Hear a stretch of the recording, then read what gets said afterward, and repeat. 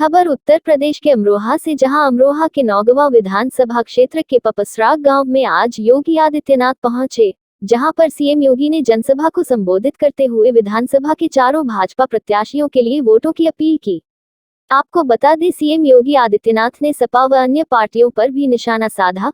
साथ ही सीएम योगी करीब 10 मिनट अमरोहा जनसभा में रुके थे, जहां पर सीएम योगी ने कहा कि पहले प्रदेश में कर्फ्यू लगता था, लेकिन अब यहां कांवड़ यात्राएं निकलती हैं। हमने विकास का पहिया हाथ में लिया है और हम हर एक घर तक विकास पहुंचाएंगे। गुंडे और माफियाओं के खिलाफ यह सरकार बुलडोजर लेकर खड़ी रहती है। माफियाओं के घरों पर बुलडोजर चलाकर उनकी संपत्ति को गरीबों में बांट दिया जाता है। साथ ही उन्होंने आने वाली 14 तारीख को वोट के लिए जनता से आह्वान किया और कहा कि आपका एक वोट उत्तर प्रदेश को निर्णायक स्थिति पर लेकर जाएगा।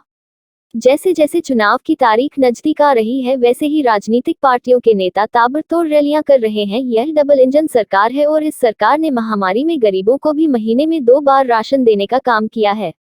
उन्होंने कहा कि ये चुनाव दुनिया भर की निगाहों में है। तंत्र वही, प्रदेश वही, शासन बदलने से कितना परिवर्तन होता है यह खुद आप जानते हैं। यहाँ कांवड़ यात्रा निकलती है। अमरोहा उत्तर प्रदेश से दीपक कुमार की रिपोर्ट। देखते रहिए आपका अपना चैनल आंचलिक खबरें, अपनों की खबर आप तक। 43 लाख से अधिक गरीबों को एक एक मकान दिया गया, जबकि सपा की सरकार ने गरीबों को मकान नहीं दिए गए। 2 करोड़ 61 लाख गरीबों को एक एक शौचालय उपलब्ध कराया गया, जबकि इससे पहले किसी गरीब को कोई शौचालय नहीं मिल पाते थे। 1 करोड़ वृद्धजन, विधवा महिला और दिव्यांग जनों को 12,000 रुपए सालाना पेंशन की सुविधा उपलब्ध करवाई गई, जबकि इससे पहले सुविधा नहीं उपलब्ध हो पाती थी। 9 करोड़ गरीबों को 5 लाख रुपए सालाना स्वास्थ्य बीमा का कवर दिया जा रहा है, जबकि इससे पहले उत्तर प्रदेश के चिकित्सालय बदहाल स्थिति में थे, किसी को भी सुविधा का लाभ नहीं मिल पाता था। आज 15 करोड़ गरीबों को फ्री में राशन उपलब्ध करवाया जा रहा है। वैक्सीन सबको फ्री में उपलब्ध करवाया जा रहा है। ये हाईवे बन रहे हैं, चीनी मिलें चल रही है, गन्ना किसानों का 1,59,000 करोड़ रुपए का गन्ना मूल्य का भुगतान अब तक हो चुका है। आज सरकार बदली है, प्रदेश वही, तंत्र वही। कहां से भाजपा के डबल इंजन की सरकार पैसा ला रही है? नियत साफ है, सोच ईमानदार है, काम दमदार है और दमदार कार्य का परिणाम हर एक व्यक्ति के चेहरे पर खुशहाली के रूप में आ रहा है। पहले यही पैसा इत्र वाले मित्र के घर में चला जाता था, और इसीलिए तो भाइयों बहनों, हम लोगों ने एक हाथ में विकास का पहिया लिया है। हर घर तक विकास पहुंचाएंगे, हर घर तक खुशहाली लाएंगे, और दूसरी तरफ पेशेवर माफिया और अपराधियों के लिए बुलडोजर लेकर के भी सरकार हमेशा खड़ी रहती है। आज जब यही बुलडोजर चल रहा है, और यही बुलडोजर जब अपराधी और माफियाओं के घरों पर बुलडोजर चलाता है, नोटों की ढेर गड्डियां निकलती हैं, वही गड्डियों को निकाल करके फिर गरीबों के मकान भी उसी में बना करके खड़े कर दिए जाते हैं। भाइयों बहनों, मैं आपका आह्वान करूंगा, 14 फरवरी को यहां इलेक्शन होने हैं, और इलेक्शन एक निर्णायक स्थिति होगी। उत्तर प्रदेश को हम कहां ले जाना चाहते हैं? आपका एक वोट उत्तर प्रदेश की तकदीर को बदलने में कितनी निर्णायक भूमिका का निर्माण किया था। आपने 2013, 2014, 2017 और 2019 के अंदर देखा होगा। 2019 में अगर कंवर सिंह तंवर यहां से सांसद बनते तो विकास की प्रक्रिया को और तेजी के साथ आगे बढ़ाने में मदद मिलती। लेकिन आपने 2017 में श्री चेतन चौहान जी को यहां से विधायक बनाया। उन्होंने पूरी मेहनत से कार्य करने का प्रयास किया, लेकिन दुर्भाग्य था, कोरोना महामारी के कारण वे असमय हमारे बीच से चले गए। आपने यहां से श्रीमती संगीता चौहान को यहां से विधायक चुन करके भेजा। उन्होंने अपने स्तर पर प्रयास किया। भारतीय जनता पार्टी ने इसलिए आज आपके सामने एक युवा प्रत्याशी के रूप में से देवेंद्र नागपाल को अपना प्रत्याशी बनाकर उतारा। और भाइयों बहनों, श्री देवेंद्र नागपाल आपके बीच में सांसद के रूप में, विधायक के रूप में काम किए हैं। तो कोई नया चेहरा नहीं है। आपने उनके व्यवहार को देखा है, उनकी कार्य पद्धति को देखा है, और इसीलिए मैं आपका आह्वान करने के लिए आया हूं। एक अवसर है हम सबके सामने। प्रदेश जिस तेजी के साथ विकास की प्रक्रिया के साथ आगे बढ़ा है, सुरक्षा सुशासन के जिन नए मापदंडों को प्रदेश स्थापित कर रहा है, आपका अमरोहा जनपद भी उससे वंचित न होने पाए, इसके लिए भारतीय जनता पार्टी, पूरन सिंह सैनी जी, राकेश वर्मा जी, भारतीय जनता पार्टी के सभी पदाधिकारीगण और उपस्थित भाइयों बहनों, आज मैं आप सबके बीच में भारतीय जनता पार्टी के प्रत्याशी के समर्थन में आपसे समर्थन और सहयोग प्राप्त करने के लिए आया हूं। भाइयों बहनों, 2022 उत्तर प्रदेश विधानसभा का चुनाव आज देश और दुनिया की निगाहों में है। एक और 2012 से 17 के बीच उत्तर प्रदेश में व्याप्त अराजकता, गुंडागिर्दी, दंगे, बेटियों की सुरक्षा खतरे में,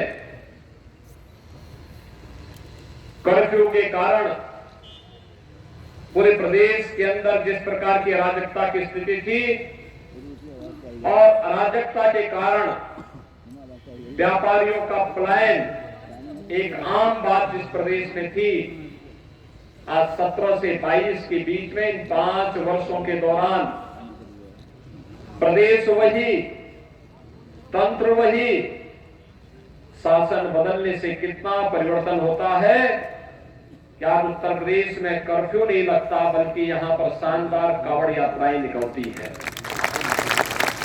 ये वही प्रदेश है जहां बेटियों की सुरक्षा खतरे में थी, बेटियां स्कूल नहीं जा पाती थी, आज वही बेटियां अपने घर में रह करके अपने माता पिता के संरक्षण में स्कूल जाती हैं। आज उनकी सुरक्षा के लिए किसी प्रकार का कोई खतरा नहीं है। भाइयों बहनों, जिस प्रदेश से व्यापारी और उद्यमी पलायन कर रहे थे, आज उत्तर प्रदेश फिर से प्रगति के पथ पर आगे बढ़ते हुए बेहतरीन सुरक्षा व्यवस्था के माध्यम से देश और दुनिया के हर निवेशक के लिए न केवल निवेश करने का एक बेहतरीन गंतव्य बना है, बल्कि यही उत्तर प्रदेश है जिस उत्तर प्रदेश के अंदर आज जो व्यापारी कभी पलायन करते थे वापस आते हैं, और प्रदेश से पलायन नहीं बल्कि उत्तर प्रदेश में प्रगति होती है। ये बदलाव देश और दुनिया के लिए आश्चर्यजनक भी दिखता है। क्या उत्तर प्रदेश में लोग प्रगति कर रहे हैं? क्या उत्तर प्रदेश में कर्फ्यू और दंगे नहीं होते हैं? ये लोगों के लिए कौतूहल का विषय है, और इसीलिए मैं आपसे कहने के लिए आया हूं। आपने 5 साल समाजवादी पार्टी के अराजकता और भ्रष्टाचार के देखे हैं, आपने 5 साल विकास और सुशासन की भारतीय जनता पार्टी की सरकार के भी देखे हैं। कोरोना कालखंड में जब दुनिया पस्त है, दुनिया की बड़ी बड़ी ताकतें कोरोना महामारी के सामने पस्त हो चुकी हैं, तब उत्तर प्रदेश के अंदर हम लोग विधानसभा चुनाव का सामना कर रहे हैं। तीसरी लहर आकर के चली भी गई, किसी को पता नहीं।